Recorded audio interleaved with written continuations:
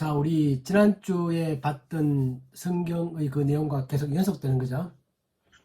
그래서 보면 10절은 우리가 지난주에 읽었던 것과 지금 같이 겹쳐서 제가 읽었습니다.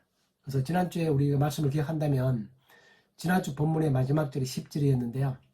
오늘 그 10절을 제가 중복해서 읽었고, 이 10절이 앞의 내용과 이제 뒤의 내용을 연결하는 그런 중요한 구절이죠.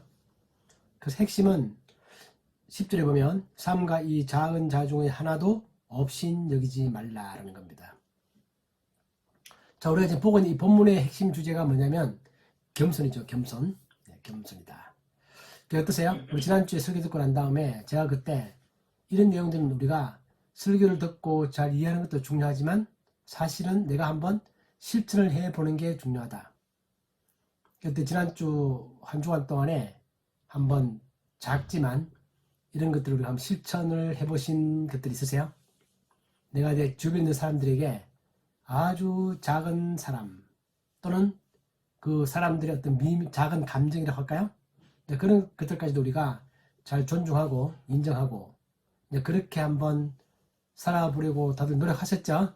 하셨겠지만 다시 한번 기억해 보면서 오늘 우리가 이 말씀을 들으면서 정말 이 말씀은 저도 이게 뭐 내용은 우리가 정말 다 이해할 수 있는 것들이에요. 누구나 다.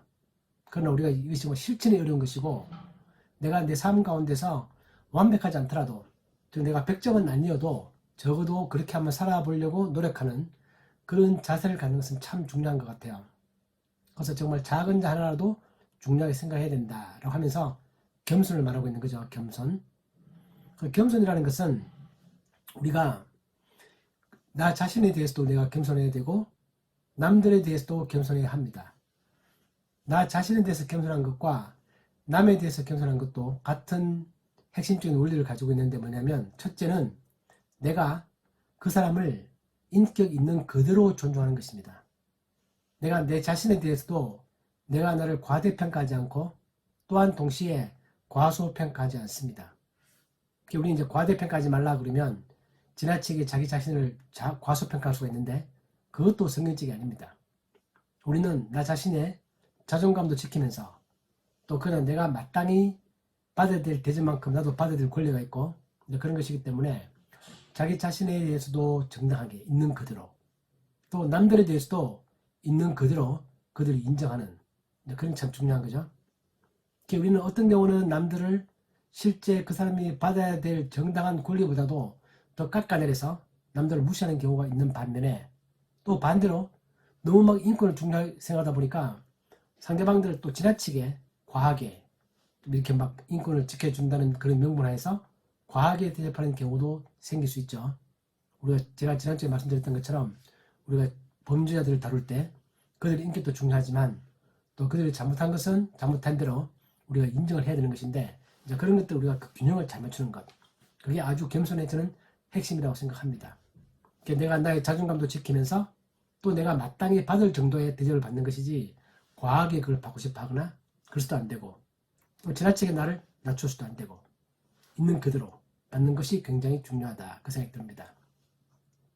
우리가 그러려면 도대체 어느 정도의 그 수준이 내가 지켜야 될 나의 그 정당한 대우며 또 우리가 남들을 대할 때에도 그 사람이 마땅히 받아야 될 대접이 어느 정도 수준인가 즉 그 사람이 잘못한 것은 무엇인데 또 잘못하지 않고 그 사람을 우리가 잘 대접해 줘야 될 그 적정한 수준이 무엇인가 하는 것들을 우리가 알기 위해서도 우리는 성경을 잘 알아야 되고 하나님의 시각으로 우리가 그 사람을 바라봐야 되는 것입니다. 하나님은 그 사람을 어떻게 생각하는가? 하나님은 그 사람에 대해서 어떻게 존중하고 또 잘못한 것은 어떻게 혼내고 있는가? 우리 성경에 보면 하나님께서 사람들 사랑하시지만 무조건 포용하거나 잘못된 것을 잘했다고 말하거나 그러지 않으시잖아요. 하나님은 아주 정말 쉽게 말하면 예수님도 마찬가지시고 아주 칼 같으십니다.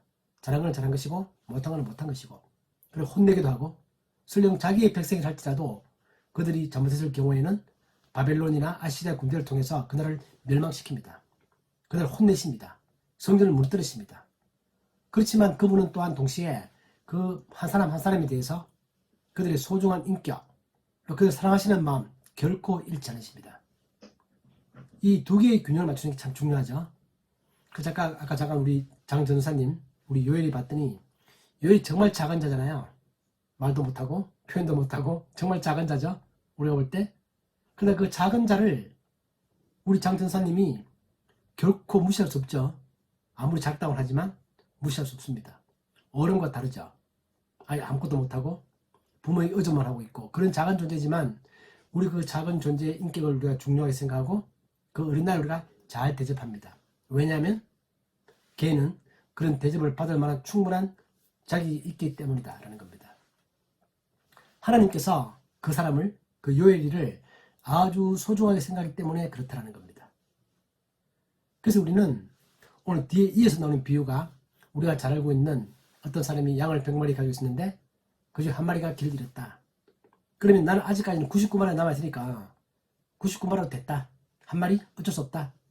근데 그 양을 찾기 위해서 내가 고생하고 수고할 필요가 있겠는가? 겨우 1%에 불과하다. 100마리 중에 한 마리니까 1%. 1% 내가 포기할 수 있다. 그렇게 생각하는 게 아니라 그 한 마리를 찾으러 나선다라는 겁니다. 자, 여기서 보면 그 양을 키우는 이 사람의 마음은 어떤 마음입니까? 우리가 회사에서 일하다 보면 내가 직원 100명을 데리고 있다. 그중 한 명이 뭔가 잘못되고 있다. 그럼 내가 바쁘기도 하고 힘들기도 하고 한 명 정도 자기 알아서 하겠지. 나는 그까지 신경 쓸 마음이 없어. 못할 거야. 이렇게 생각할 수 있죠. 또 군대 같으면 한 명 정도 죽어도 99명이 살기 위해서는 한 명을 죽이는 선택을 군대에서는 할 수 있습니다. 그래서 예수님이 말씀하시는 것은 뭐냐면 그 잃어버린 한 마리 양을 찾으러 나선다. 그 마음은 어떤 마음이죠? 그 마음은 부모의 마음입니다. 내가 부모다. 내가 자식이 100명이 있어. 근데 그중 한 명이 길을 잃었어. 부모 같으면 그 한 명을 포기할 수 있습니까? 포기 못한다는 거죠. 군대에서 지휘관은 한 명을 포기할 수 있고 또 기업에서 한 명을 그 기업의 사장님은 포기할 수 있습니다. 그러나 부모는 우리 자식을 100명 안 키워서 그렇지만 옛날에 10명도 막 키워봤으니까 그런 가운데서 부모는 그 한 명을 100명 중에 한 명이 할지라도 부모는 결코 그 한 명을 포기할 수 없다는 겁니다. 그래서 이것이 부모의 마음이라는 겁니다. 하나님은 우리를 대할 때 부모의 심정으로 대하는 것이지 하나님은 우리를 군대의 지휘관이나 또는 기업의 사장님처럼 우리를 대화하지 않습니다.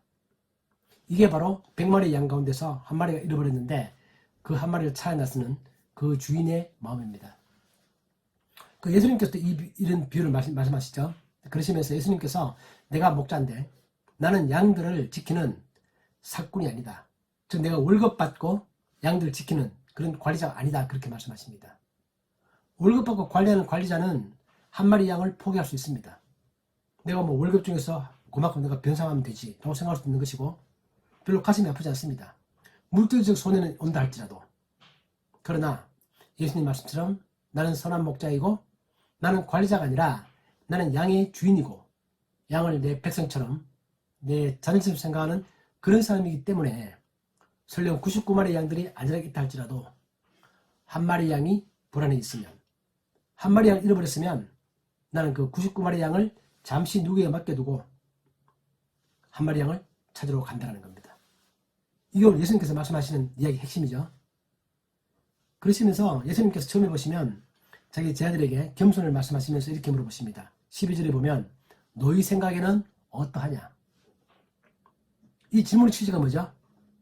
예수님께서는 자기가 하고자 하는 이 이야기에 대해서 제자들이 충분히 공감할 거라고 믿는 것입니다. 너희 생각에는 어떠냐? 어떤 사람이 양을 100마리 가지고 있는데 한 마리 잃어버렸다. 그러면 그 주인은 그 한 마리를 포기할 거라고 생각하느냐? 찾으러 가지 않겠는가? 그렇게 물어보시는 것이고 오늘 12절에 그렇게 말하죠. 그 중에 하나가 길을 잃었으면 그 99마리를 산에 두고 가서 길 잃은 양을 찾지 않겠느냐? 너희 생각에는 어떠하냐? 이렇게 물어보는 것입니다. 그 제자의 답변은 무엇이 있습니까? 당연합니다. 그 한 마리 양을 찾으러 가야죠. 너무나 당연한 답변을 예수님이 유도하고 있는 거죠. 그렇다면 이 비유에 대해서 그 당시 이스라엘 사람들은 당연히 그렇게 하는 것이다. 그건 너무나 당연한 것이다. 그렇게 생각했다는 것입니다. 그렇다면 너희들은, 우리 제자들은 이런 양의 경우에도 그런데 우리 주변의 사람들에 대해서 그 한 사람 한 사람을 정말 소중하게 생각하는 그런 마음을 가져야 되지 않겠는가 라고 그렇게 말씀하시는 거죠. 그래서 이러한 것들이 오늘 이 비유를 통해서 말하고자 하는 예수님의 핵심 이야기입니다. 우리가 아는 것처럼 이 비유는 누가복음에 나오죠. 우리가 잘 아는 누가복음 15장에 세 가지 비유가 나옵니다. 예수님께서 바리새인들과 논쟁하는 과정 속에서 예수님께서 죄인들과 이렇게 막 친하게 지내시고 그들을 구원하기 위해서 바리새인들이 볼 때는 어떤 의미에서는 율법을 어기는 것처럼 보이는 데까지 나아가서 그들과 만나고 같이 식사를 하고 손도 안 씻고 음식을 먹고 이런 걸 볼 때 그들은 예수님의 그런 행동을 이해를 못했고 도대체 왜 그렇게 죄인들과 가까이 지내는가, 그렇게 말했을 때 예수님께서 그에 대한 반박으로서 세 가지 비유를 그때 누가복음 15장에서 말씀하셨죠. 첫 번째는 잃어버린 양, 두 번째는 10드라크마 가운데서 한 드라크마를 잃어버렸던 여자가 끝까지 그 한 드라크마를 찾는 과정, 세 번째 우리가 잘 알고 있는 것처럼 돌아온 탕자의 비유. 아들 2명이 있다. 2명은 한 명이 집을 떠났다. 돌아올 때 아버지가 얼마나 기뻤겠는가, 그렇게 말합니다. 그래서 그 누가복음에서 보면 100마리 양 가운데 1마리, 그 다음에는 10개 가운데 1개, 세 번째 비유는 2 아들 가운데 1명. 점점 더 그 비중이 커지죠. 첫 번째는 1%, 두 번째는 10%, 세 번째는 50%입니다. 그죠? 비율 따지면 그렇죠? 그래서 예수님께서는 그 비율과 상관없이 하나님께서는 그 모든 사람들을 소중하게 생각한다. 하나하나를 그런다는 것입니다. 그게 오늘 예수님의 비유의 핵심 내용들이죠. 그래서 이 누가복음 이 비유와 오늘 마태복음에서 이 비유 두 가지는 같은 비유인데 예수님께서 아마도 같은 비유를 가지고 두 가지 다른 목적으로 사용했을 것이라고 그렇게 학자들은 그렇게 해석을 합니다. 내용은 거의 똑같죠. 근데 목적은 약간 다르다. 방금 우리 봤던 것처럼 누가복음에서는 바리새인과 논쟁하는 과정 가운데서 그 사람들에게 죄인을 한 명 찾았을 때 그 기쁨이 얼마나 큰가 라는 것을 보여주기 위한 것이고, 오늘 이 비유에서는 우리가 겸손해야 된다. 같은 공동체 내에서 우리 한 사람 한 사람을 정말 소중하게 생각해야 된다 라고 하면서 왜 그렇게 해야 되는 것이냐 하면 하나님께서 그들을 소중하게 생각하고 있기 때문이다, 그렇게 말합니다. 그래서 보면 10절에 보면 우리가 첫 절에서 삼가 이 작은 자 중에 하나도 없인 여기지 말라, 그렇게 말하고 14절에 가면 이와 같이 이 작은 자 중의 하나라도 잃는 것은 하늘에 계신 너희 아버지의 뜻이 아니다, 이렇게 말해서 작은 자 중에 하나 10절에 등장하고 또 14절에 작은 자 중에 하나가 등장함으로 해서 우리가 보통 말하는 인클루시오죠. 수미상관, 그렇게 이루어서 이 구절 자체의 핵심은 작은 자 중에 하나입니다. 이 표현 재밌지 않으세요? 작은 자 그렇게 말하는 게 아니라 작은 자 중에 하나.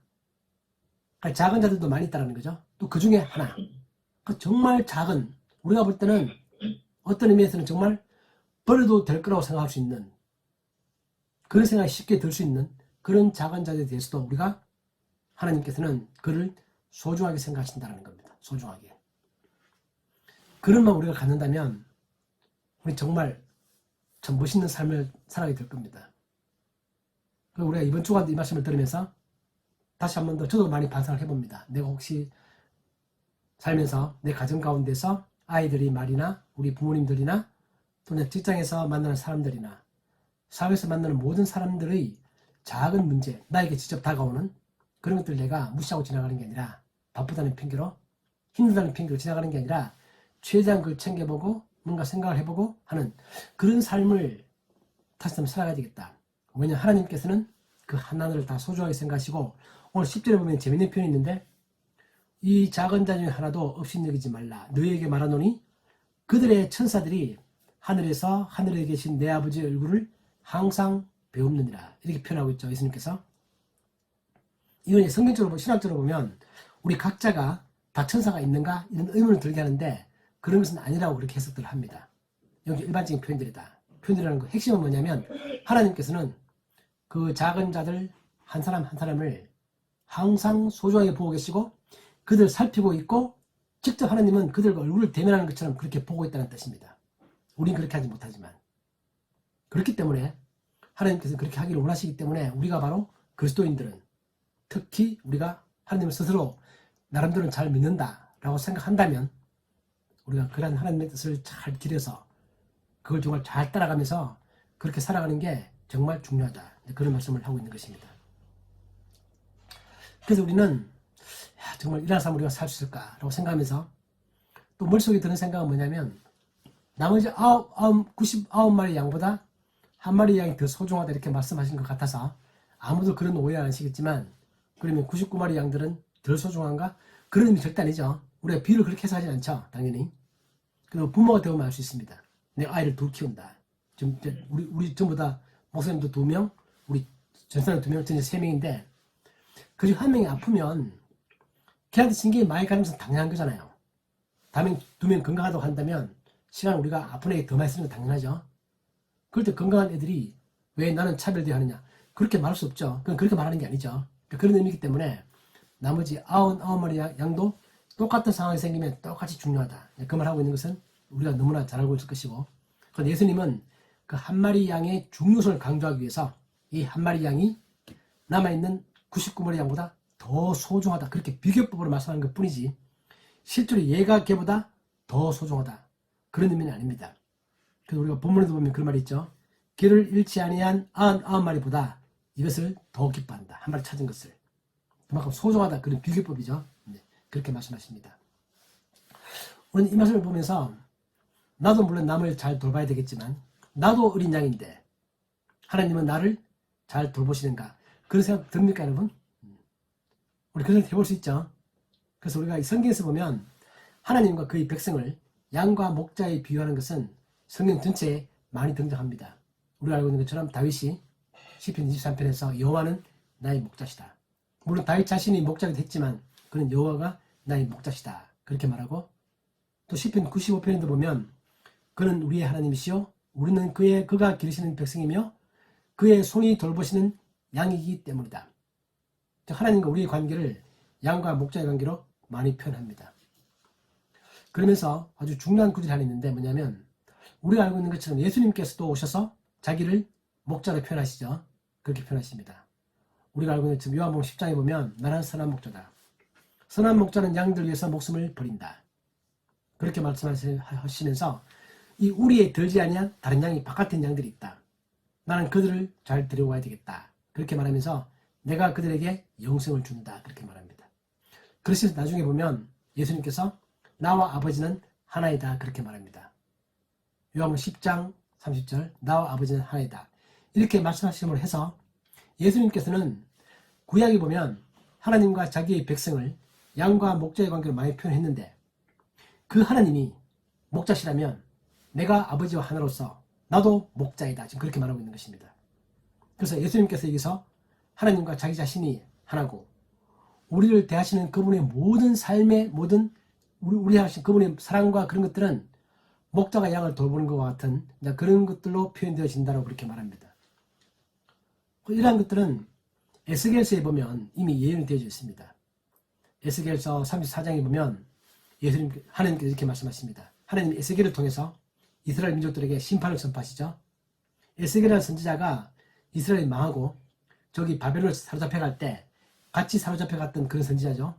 그 에스겔의 환상을 통해서 하나님의 말씀을 듣는데 하나님께서는 에스겔을 통하여 에스겔 전체에서 전반부에서 절반 정도는 심판을 말씀하시고 나중에 후반부에 대해서는 회복을 말씀하십니다.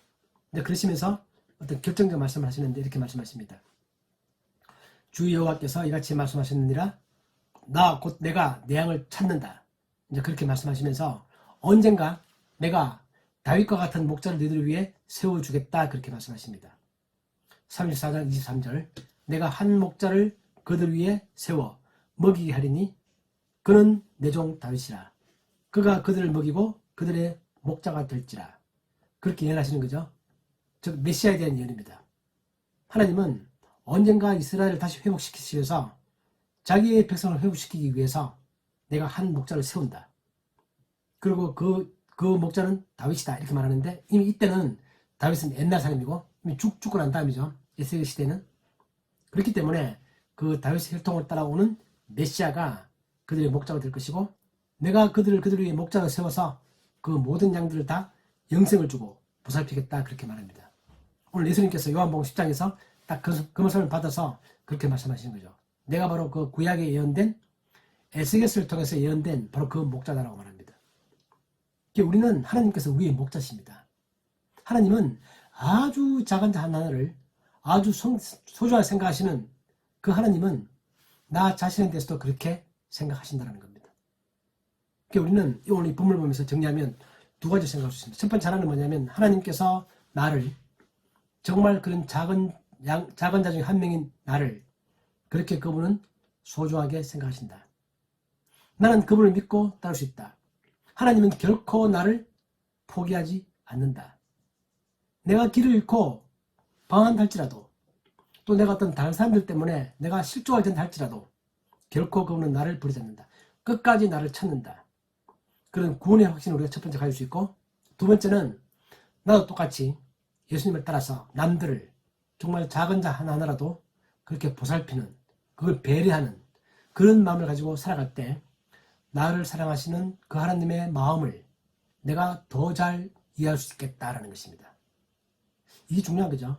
우리가 남들을 보살피면 솔직히 얼마나 잘 보살피겠습니까? 그러나 우리는 그런 과정을 통해서 나를 사랑하시는 그분의 마음을 내가 이해할 수 있게 되는 것입니다. 정말 내가 남들을 보살펴봤더니 우리가 다 그러죠. 부모가 돼서 자식을 키워보면 부모가 얼마나 나를 사랑했는지 얼마나 고생했는지 알게 되는 것처럼 똑같습니다. 우리가 남들을 배려하고 그들을 보살펴보면 하나님께서 나를 사랑하시는 그 사랑이 어떠한 것인가를 내가 더 잘 이해할 수 있게 되고 하나님과 내가 정말 한 마음이 되는 거죠. 어제 우리 어버이날이었죠. 각자 어버이께 전화도 드리고 했을 것 같은데 아무튼 어버이날이 되면 내가 자식을 키우면 키워볼수록 이제 자식을 키우고 손자를 키우고 키워보면 우리 부모들의 마음이 더 잘 이해가 되는 것입니다. 부모님이 더 그리운 것입니다. 그런 거 있죠, 여러분 확실히.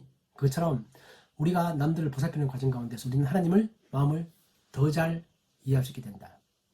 그 과정이 바로 우리 신앙이 자라가는 그런 과정이죠.